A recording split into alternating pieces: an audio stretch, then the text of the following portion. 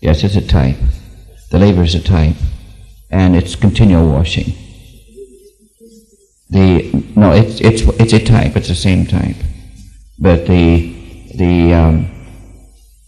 laver, you see, was for the priests, for those who come in. This was done out at the river before he came in, you see. But basically, it's both. The priest had to wash every time they drew near the tabernacle, or any time they drew near the altar, they had to stop at the laver and wash. That's one thing. God does not ask us to be holy. He'll do that. But he asks us to be clean. He has continual cleansings of us. That's why you'll see us cleansing, and then cleansing again, then cleansing again, then cleansing again. Or the priests, at pain of death, they had to wash every time they drew near the altar, or every time they drew near the tabernacle. And that's what God asks of us, is that continual cleansing.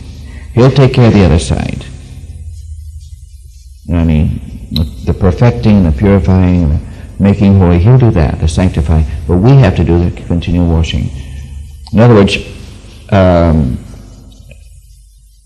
in washing, we continue fellowship. We do not break our state. We have nothing to do with our state, but it has to do with fellowship. For instance, you take in a relationship. If one of them, here's a husband and wife, and one of them hurts the other, well, that doesn't mean the marriage is over. You know what I mean? But it does mean that fellowship is broken until it's restored. And in my own home, for instance, the rule at our table was that our children had to wash their hands before they ate. Many times they'd come in from play and they'd wash your hands. Well, they're clean. I just want to ask you, no wash. You know? That was the basis of fellowship. But it had nothing to do with whether he was my son or not. He was. But he still had to wash every meal. And it isn't for the you might have taken a tremendous bath Saturday. You know? Just scrubbed in it. Oh, you just really scrubbed. Fine, but I hope before the year's out you have another one. You know? In other words, in our life there's continual cleansing. That's what Jesus said to Peter. You are clean, but you need to keep your feet washed. And it isn't that we're not clean, it's the fact that in that continual cleansing, you see, we keep fellowship, and keeping fellowship means our development will be much more complete and rapid. And that's the basis of our fellowship, is cleansing, but not holiness.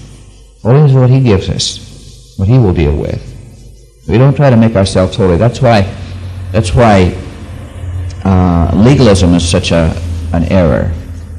And Judaism was such an error that Paul fought against. Because they were trying to make themselves holy. That's not what God wants. He just wants us to keep clean. If we do something we shouldn't, well, okay, go make it right. Ask the Lord forgive you. If somebody else, go make it right with them. And it's all over.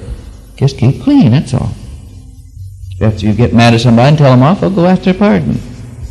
You know? That'll help you not to get mad so easy. Time you've had to ask 4 or 5 persons pardon, why, you begin to control things.